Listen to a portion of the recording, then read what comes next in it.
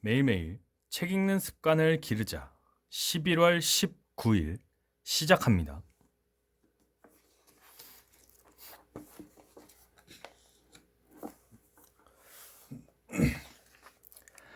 원칙 17. 상대방의 관점에서 사물을 볼 수 있도록 성실히 노력하라.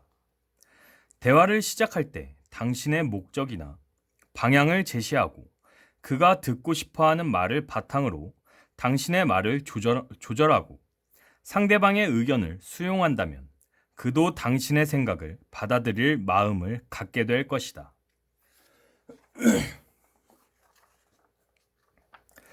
상대방의 생각이 완전히 틀렸다 할지라도 그 사람은 결코 자신이 잘못했다고 생각하지 않습니다.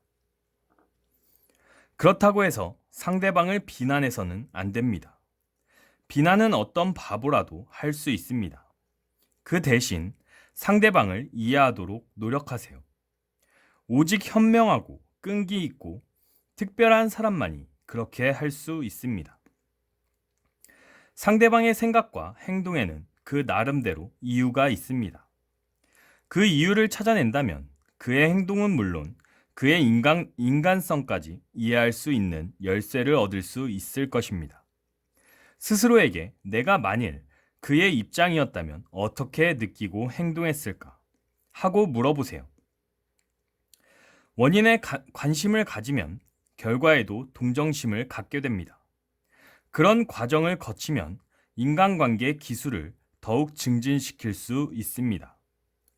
황금같이 귀한 사람을 만드는 법이란 저서에서 저자 케네스 M. 구드는 이렇게 말했습니다. 잠시 동안 자기 자신에 대한 강한 관심도와 다른 사람들에 대한 낮은 관심도를 비교해 보라. 그 점에 있어서 이 세상 모든 사람들이 당신과 똑같이 느낀다고 생각해 보자. 그러면 당신도 링컨과 루스벨트처럼 인간관계에서 튼튼한 기반을 다지게 될 것이며 모든 직업에 필요한 원칙을 파악할 수 있을 것이다. 인간관계에서의 성공은 상대방의 입장에 서서 이해하려는 마음가짐에 달려있다는 사실을 깨닫게 될 것이다. 뉴욕 햄스테드에 거주하는 샘 더글라스는 4년 전 그곳에 이사왔을 당시나 지금이나 정원이 별반 달라 보이지 않는데도 아내가 잡초를 뽑고 비료를 주고 일주일에 2번씩 풀을 깎으면서 정원에다 너무 오랜 시간을 투자하는 것에 대해 불평을 늘어놓곤 했습니다. 그럴 때마다 아내는 몹시 기분 나빠했고 그런 날은 모든 것이 엉망이 되었습니다.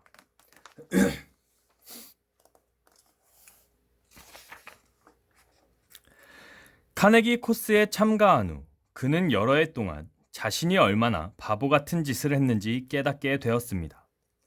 아내가 얼마나 그 일을 좋아하며 자신의 부지런함에 대해 남편이 칭찬해 주길 얼마나 원했을까 하는 데에 생각이 미치지 못했다는 사실을 알게 되었습니다.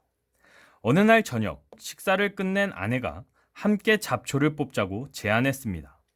그는 잠시 망설였으나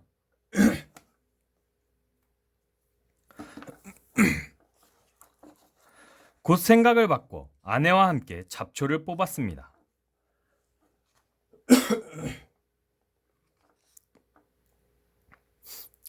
그녀가 너무나 기뻐했기에 둘은 함께 일하면서 유쾌한 기분으로 대화를 나누며 시간을 보냈습니다.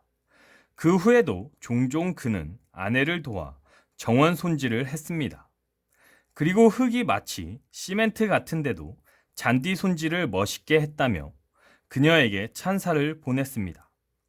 그가 아내의 입장에서 이해하려고 했기 때문에 이후 두 사람은 보다 행복한 삶을 누리게 되었습니다. 제럴드 S. 니렌버그 박사는 그의 저서 사람을 사귀는 비결에서 이렇게 말했습니다. 대화를 하면서 당신이 다른 사람의 생각이나 감정을 당신의 것인 양 중요하게 여기고 있다는 것을 보여주면 협력을 얻을 수 있다. 대화를 시작할 때 당신의 목적이나 방향을 제시하고 그가 듣고 싶어 하는 말을 바탕으로 당신의 말을 조절하고 상대방의 의견을 수용한다면 그도 당신의 생각을 받아들일 마음이 생기는 법이다. 오스트레일리아 뉴 사우스 웨일즈에 사는 엘리자베스 노바크 부인은 자동차 할부금이 6주나 밀려 있었습니다. 어느 금요일 그녀의 계좌를 담당하던 직원으로부터 월요일 아침까지 122달러를 입금하지 않으면 신용불량자로 조치하겠다는 불쾌한 전화를 받았습니다. 하지만 주말에 그 돈을 융통할 수가 없었고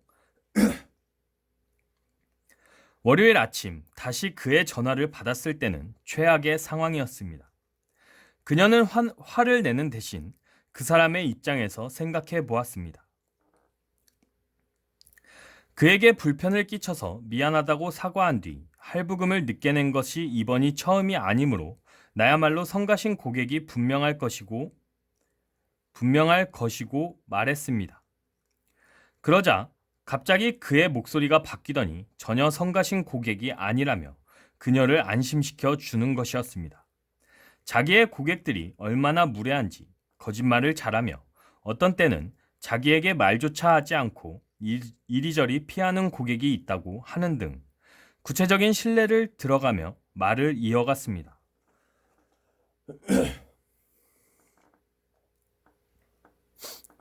그녀는 아무 말도 하지 않고 그 사람이 애로사항을 털어놓는 것을 듣기만 했습니다. 그리고 나서 그는 할부금을 지금 다 내지 않아도 된다며 새로운 조건을 제시했습니다. 그달 말일까지 20달러만 내고 나머지는 언제라도 돈이 될 때 지불하면 된다는 것이었습니다. 하버드 경영대학원의 딘 더범 교수는 이렇게 말합니다.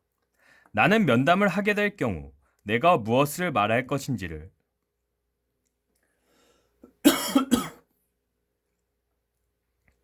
충분히 생각하지 못했거나 상대방이 무엇이라고 대답할 것인지 확실하게 알 때까지 2시간이든 3시간이든 그 사람의 집 앞을 서성이면서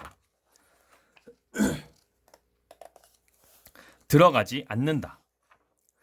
이 책을 다 읽고 난 후에 단 한 가지 사실만 터득하면 됩니다. 그러면 이 책은 당신 생애에 있어 획기적인 전환점이 될 것입니다. 그것은 바로 상대방의 관점에서 사물을 바라보고 생각하는 것입니다. 원칙 17. 서머리. 당신에게 기적을 일으키는 방법. 성공적인 인간관계에 있어 마술과도 같은 방법은 무엇일까요? 내가 저 사람의 입장이라면 어떻게 생각할까? 어떻게 반응할까? 이처럼 지혜와 용서의 마음으로 상대방의 입장에 설 수 있는 사람은 많지 않을 것입니다. 상대방의 관점에서 사물을 보는 태도는 상대방으로 하여금 당신과 협력하고자 하는 마음을 불러일으킬 것입니다. 이 원칙을 실천하면 놀라운 일이 벌어지게 됩니다. 강압적인 명령 대신 상대방의 관점에서 상황을 고려해 보세요. 그렇게 하면 예기치 못한 결과를 나타날 것입니다. 인간관계에 있어 성공을 원한다면 상대방의 입장에서 생각과 느낌, 감정까지 이해하려는 노력이 필요합니다. 상대방의 관점에서 생각과 느낌, 감정까지 이해하라. 행동으로 옮겨보세요. Move into action. 매월 17일에는 망원경을 하나 준비하세요. 하늘의 아름다운 별을 바라보듯 상대방을 바라보고 그들의 관점에서 사물을 보도록 하세요. 혹 우리 회사 제품을 구입해 주세요. 저희 자선단체에 기부금을 내주세요. 라고 말을 하고 계시나요? 상대방에게 요청하기 전 잠시 눈을 감고 상대방의 관점에서 생각해 보세요. 상대방의 관점에서 생각하라. 오늘은 여기까지 읽도록 하겠습니다. To be continued.